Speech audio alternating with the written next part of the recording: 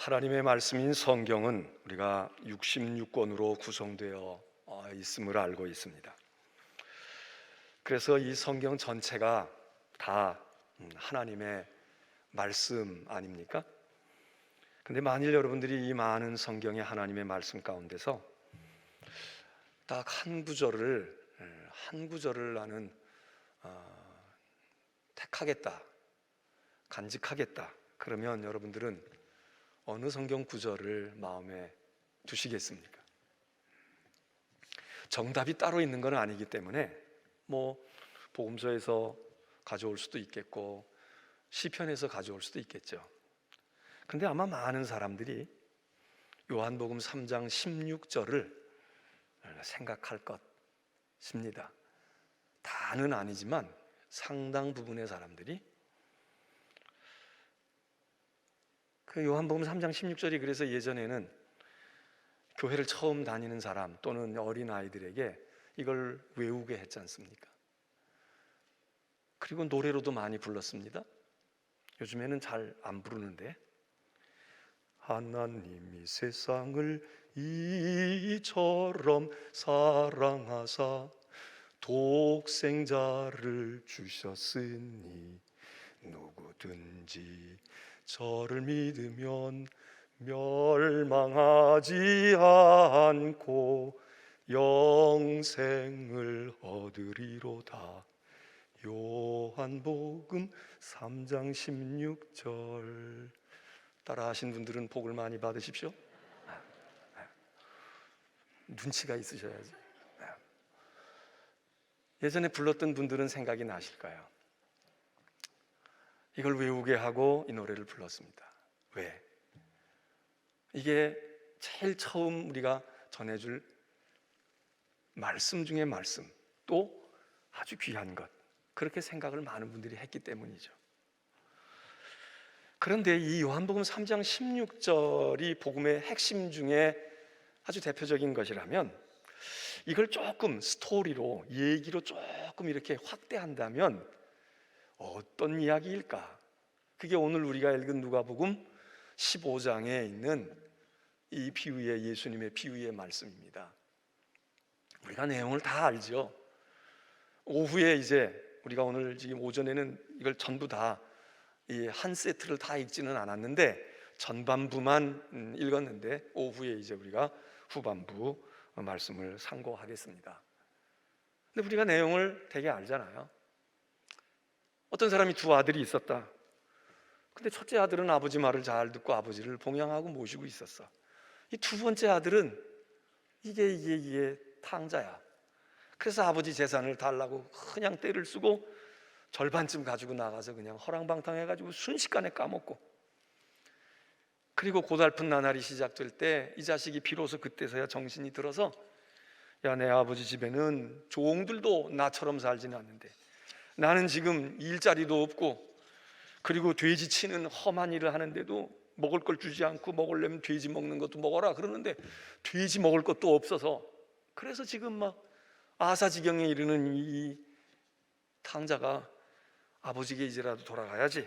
그러면 아버지 집에는 말이지 품꾼이라도 종들이라도 나처럼 살지는 않아. 그럼 난 살 길은 이러다가 죽을 테니 살 길은 그거밖에 없겠다. 그리고 아버지에게로 돌아가기로 결심을 했다.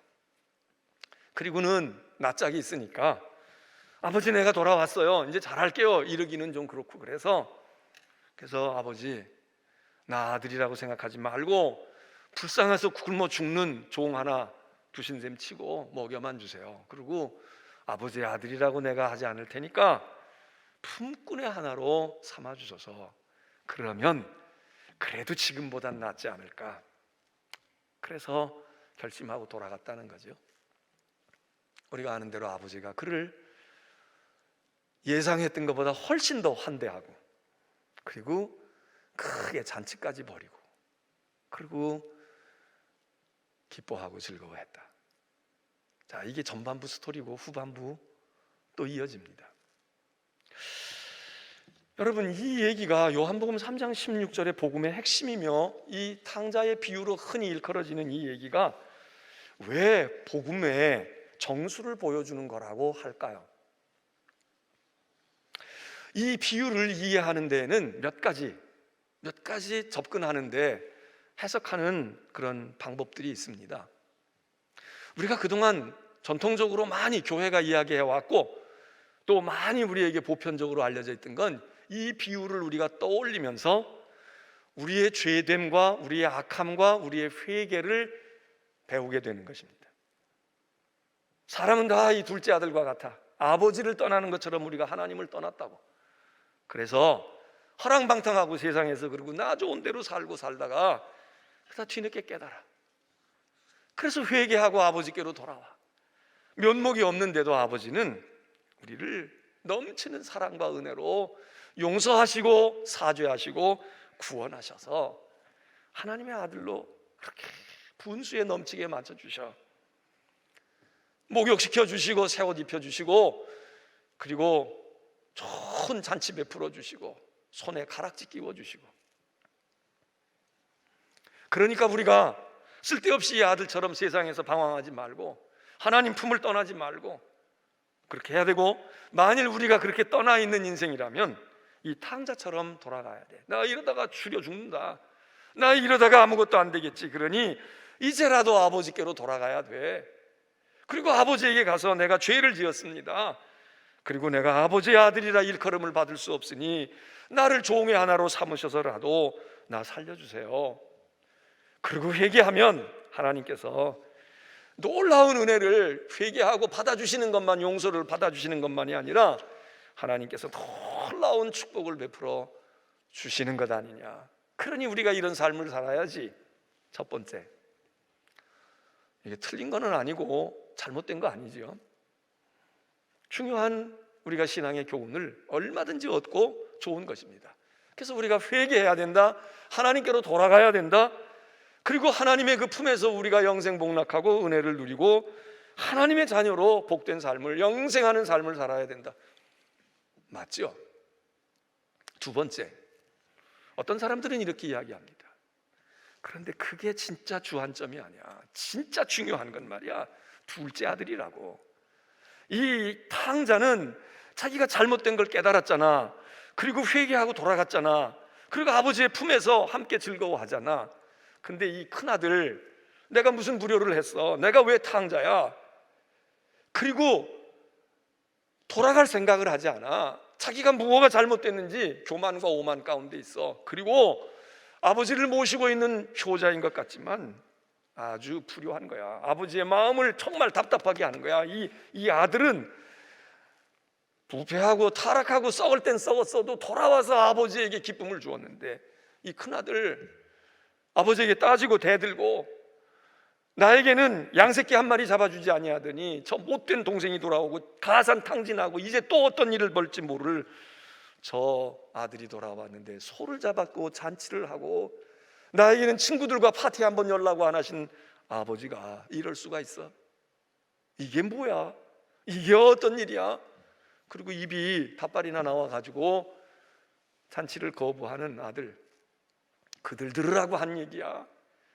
세리와 창기와 이방인과 죄인들이 그거 죄인된 삶을 사는 것도 문제가 있지만 유대인들, 바리새인들, 특별히 서기관들, 이런 사람들이 우리는 하나님을 알고 말씀을 알고 믿음을 가지고 있어서 우리는 돌아갈 일이 없어. 그런데 하나님 우리는 왜 이렇게 잘 안 해주시고 저런 것들은 저렇게 하십니까?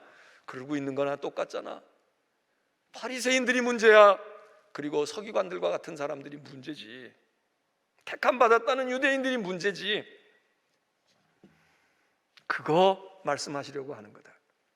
그거 진짜 중요한 거야. 그래서 눈에 보이는 탕자가 있고 보이지 않는 탕자가 있고, 돌아오는 탕자가 있고 돌아오지 않는 탕자가 있고, 저 세상을 해결하고 다니는 탕자가 있고, 집안에 하나님의 집에 앉아 있는데 하나님의 집에서 탕자 아닌 탕자처럼 하고 있는 이들이 있다. 누구겠습니까? 오늘 우리죠. 코로나에도 마스크 쓰고 와서 이렇게 예배 드리고, 그리고 헌금하고 예배당이 어려운 때 짓고 새벽기도 또 한다고 그러고 사순절 왔으니까 우리가 한다고 그러고 있는 우리가 얼마나 아버지 곁을 잘 지키고 있는 우리들입니까? 근데 오늘 이 두 번째 메시지가 너희들도 아니다 이거야. 그렇게 봐야 된다. 두 번째 해석이고 교훈입니다. 그런데 첫째도 둘째도 틀린 건 아니지만 그것보다 이 스토리와 이 비유의 얘기의 핵심과 복음이 무엇이냐? 지금 말씀을 드리는 세 번째 해석이고 입장이어야 한다는 분들이 많이 있습니다. 저도 오늘 그 셋째를 여러분들에게 이게 복음이다, 그거를 말씀하려고 하는 겁니다. 여러분, 첫째 아들도 둘째 아들도 물론 우리가 교훈을 얻을 게 많이 있습니다. 그러나 복음은 거기 있지 않습니다. 다시 말해서 죄를 짓지 않아야 돼, 또는 죄를 지었으면 회개하고 돌아와야 돼, 금식하고 부르짖고 하나님 앞에 엎드려서 그래서 용서를 받아야 되는 거야.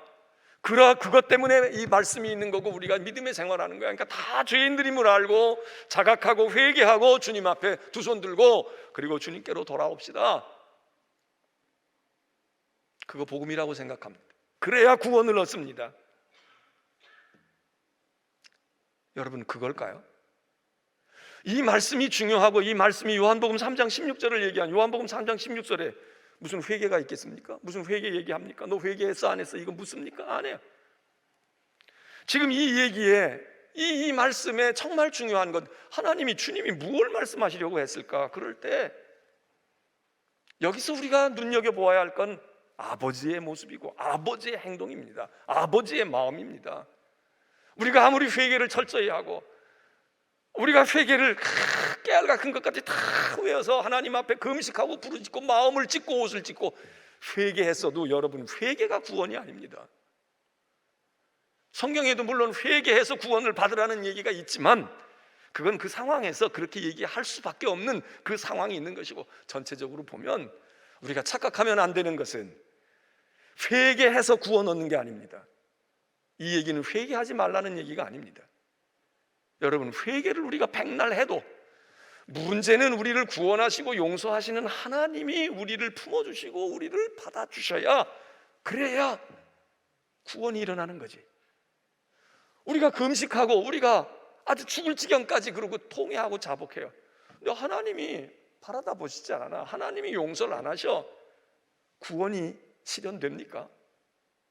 복음은 회개하고 복음을 믿으라고 이야기합니다. 그런데 구원은 우리의 회개, 우리의 깨끗함과 우리가 개과천선하는 데서 100번 개과천선해도 구원은 하나님의 은혜로 오는 것입니다. 지금 이 탕자의 이야기의 핵심은 어디 있느냐? 탕자가 돌아왔다, 형은 안 돌아왔다, 그러니 돌아가야 된다, 돌아가는 모습은 이래야 된다가 아니라 우리가 여기서 주목해야 될 건 아버지의 모습입니다. 아버지의 모습이에요. 그래서 어떤 사람은 탕자의 비유라고 제목을 붙이는 것 자체가 그 말씀을 왜곡시킬 가능성이 있어. 제목을 그렇게 붙이면 안 돼. 이건 아들들의 이야기가 아니야. 아버지의 이야기야. 기다리는 아버지, 용서하는 아버지. 거기 복음이 있다는 거예요.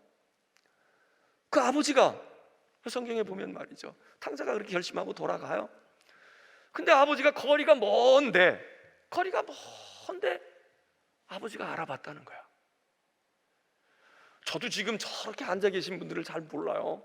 잘 희미해. 그냥 좁은 쪽이 늘 앉으니까 이렇게 알지만 저 위에 앉아 계신 분들은 제가 잘 몰라.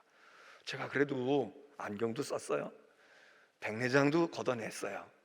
그리고 이만하면 나이에 비해서 그래도 건강하잖아요. 옛날 우리 부모님들에 비하면. 그래도 조만큼만 멀어도 안 보여. 그런데 이 아버지가 안경을 썼어요? 라식 수술을 했어요? 그게 아니야. 어떻게 알까요? 이 탕자가 지금 돌아오는데 이게 지금 거리가 100m에서 봤다는 얘기인지 아니면 우리처럼 동구 밖에 저 느티나무 뒤에서 오는 걸 봤다는 얘기인지 저는 그건 아무 의미가 없어. 오히려 산등성이 넘어 하나 저쪽에서 지금 탕자는 무거운 발걸음으로 아버지의 집이 가까워도 이거 어떡하지 이러고 가는 무거운 발걸음이지만 이 문 밖에 나와 있는 아버지는 어제도 있었고 그제도 있었고 1년이 됐다면 1년 전에도 있었지. 나가는 날부터 있었던 이 아버지 돌아올 거야.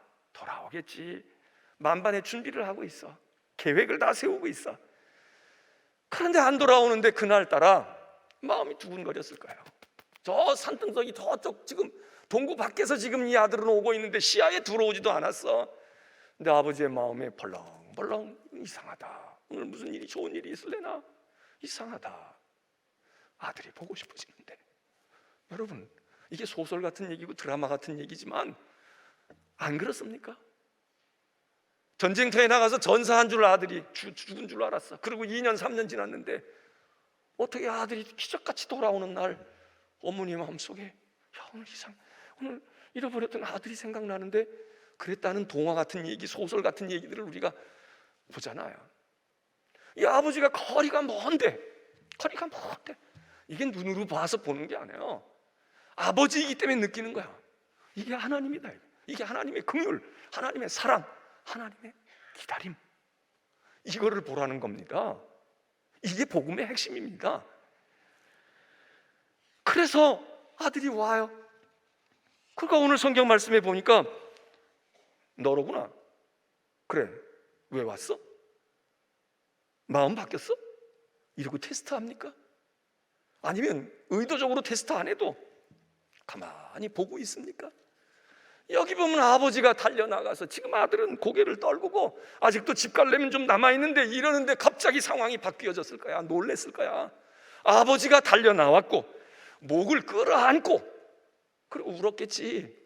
웃었겠어요? 아이고 이 녀석 내가 올 줄 알아서 이랬겠습니까? 울었겠지. 왔니? 왔구나. 됐어. 그리고 아버지가 먼저 액션을 취합니다. 이니시어티브를 가지고 있는 거야. 아들의 반응을 보고 우리의 회개를 보고가 아니에요. 우리가 어떻게 하는 걸 보고 떠보고 난 다음에 내 본심을 내가 알았으니까 용서해 줄 거야. 내가 반지 줄 거고 내가 이제 너를 용납하고 아들로 또는 종으로 여러분, 이 얘기가 아닙니다. 그냥 하나님이 은혜를 부어주시는 거야. 하나님이 그냥 용서하시는 거야. 이것 때문에 복음이지. 이것 때문에 복음이라는 거지. 우리가 뭘 해가지고 윤리적으로 뭘 해서 하나님을 만족시켜드리고 하나님의 노여움을 풀어드렸으니까 하나님이 우리에게 이건 보상이지, 보수지, 대가지. 그건 은혜가 아니죠. 우리의 믿음이 뭡니까? 우리의 믿음은 선한 사람이 되겠다고 결심하는 게 믿음이 아니에요. 내가 어떻게 하겠다는 의지, 결단이 아닙니다. 물론 믿음에 그런 요소가 있어요. 그렇지만 우리를 구원하는 믿음은 무슨 믿음이냐? 하나님이 행하신 일을, 저 십자가에서 그리스도를 통해서 하나님이 하신 일을 우리가 그 공로를 믿는 겁니다. 하나님이 하셨구나. 하나님이 그냥 우리가 이랬는데 예수님이 십자가에서 아버지 저들의 죄를 용서해 주시옵소서. 저들이 행하는 일을 저들이 몰라서 그러니 아버지 그렇지만 저는 목숨을 드릴 수 있습니다. 저들을 무슨 얘기입니까? 우리가 나기도 전 아니에요. 우리가 세상에 나기도 전에 예수 예자도 몰랐을 때야. 근데 그분은 벌써 십자가에서 사역을 이루셨다고, 죽으셨다고.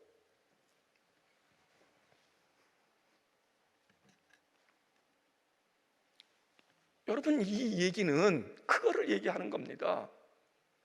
탕자 떠볼 필요가 없어. 그 녀석이 딴 생각을 품고 왔어도 아버지는 너 딴 생각 품은 줄 알아. 그러니까 이랬겠습니까? 그냥 덮는 거야. 이 하나님의 먼저 용서하심, 이 하나님이 먼저 베푸신 것을 믿는 것, 그게 믿음입니다. 그 믿음이 우리를 살리는 겁니다. 회개가 아닙니다. 물론 그 믿음은 회개해야 그 믿음이 생기지만 단순하게 놓고 보면 크리스천의 믿음이라고 하는 것은 바로 하나님의 행하신 일과 은혜를 믿고 주님이 행하심을 내가 믿습니다. 하나님이 날 용서해. 아버지가 나 떠나가는 날부터 나를 기다리셨죠. 이거 믿는 겁니다. 예? 아버지는 내가 어찌됐든 아버지는 나를 아들로 여기시지요. 이 믿음, 이게 구원하는 것이고 그 구원의 근거는 하나님의 행하신 구속의 행하심.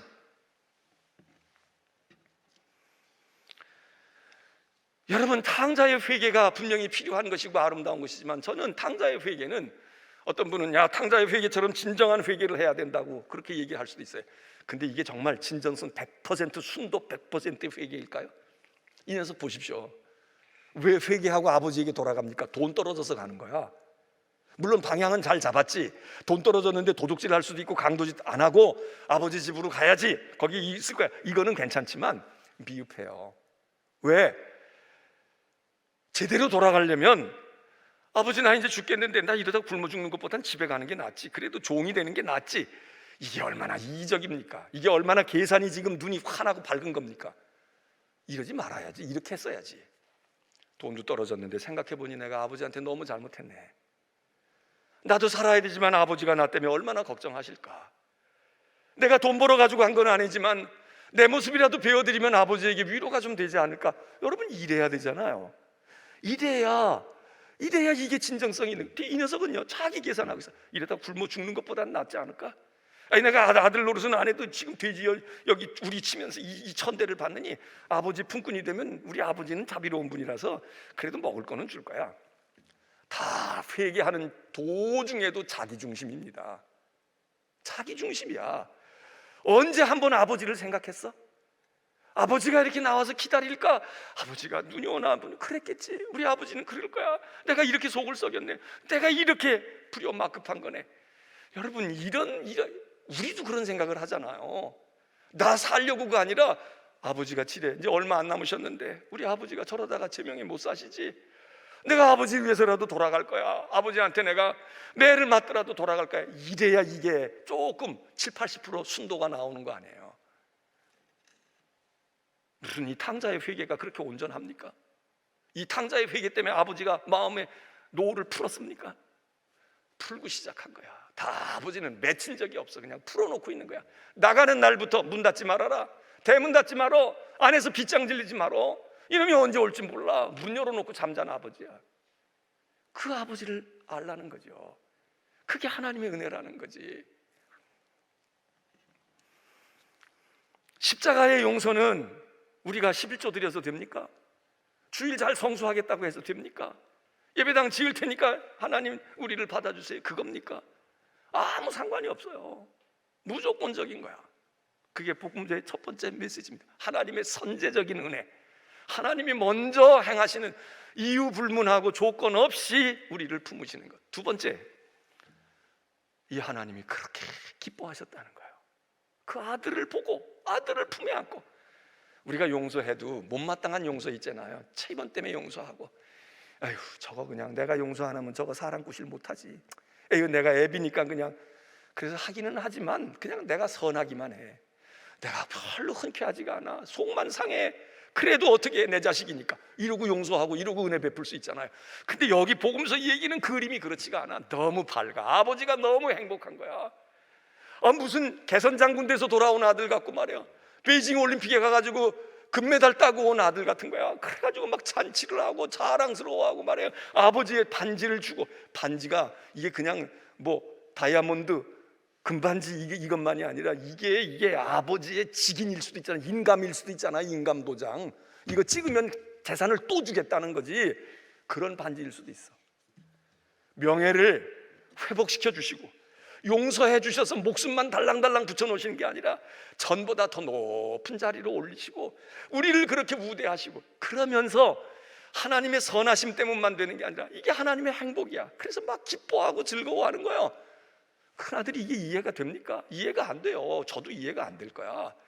근데 복음은 이야기해요. 이 하나님의 기쁨에 너희도 동참해라. 이 아버지가 얘기해.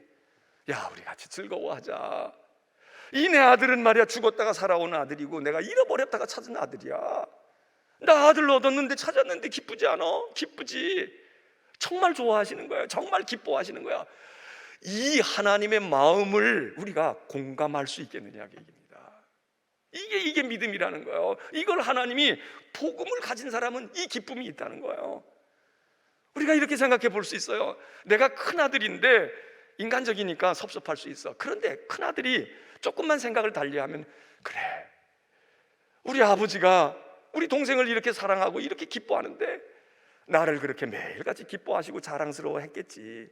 내가 몰라서 그러고 내색하지 않으셔서 그랬지. 저 아들도 저럴 텐데 나를 아버지가 얼마나 귀히 여길까, 얼마나 자랑스럽게 여길까. 내가 조금이라도 하나님 아버지를 행복하게 해드릴 수 있었나 봐. 이렇게 생각하면 하나님을 요만큼 이해하는 거 아니에요. 그 얼마나 좋았겠어.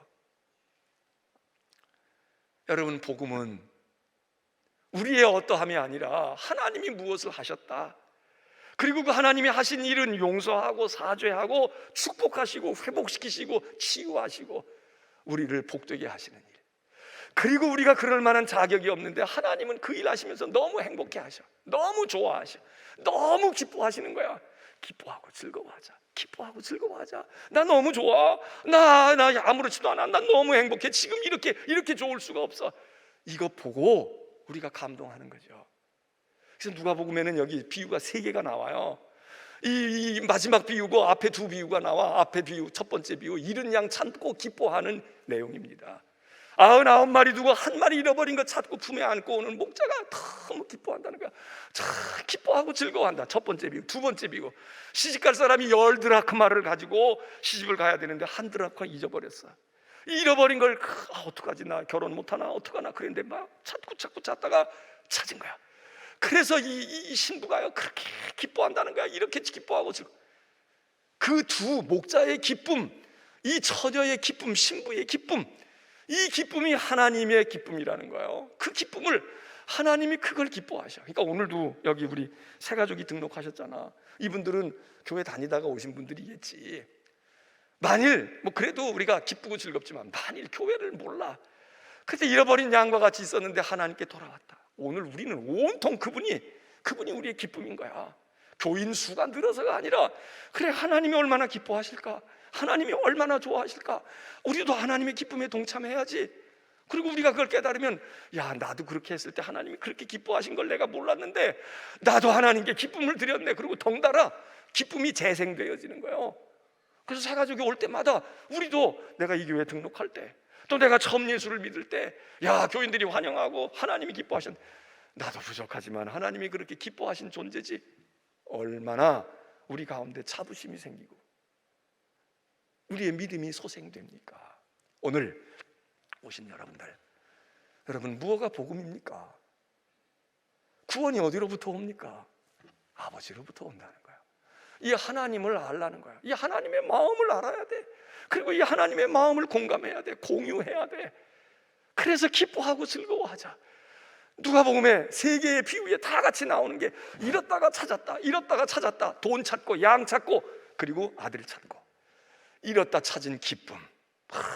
찾은 사람이 너무 기뻐하는 그 기쁨이 하나님의 기쁨이고, 우리는 그 기쁨의 주인공이고, 또 우리가 다른 사람을 볼 때 그 기쁨을 함께 나누는 너도 또 기뻐할 수 있어.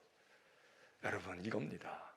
이 기쁨이, 이 잃었다가 찾는 회복과 명예의 회복이, 하나님의 축복이 여러분의 것임을 믿고 오늘도 하나님께 감사하시기를 축원합니다. 찬송하겠습니다.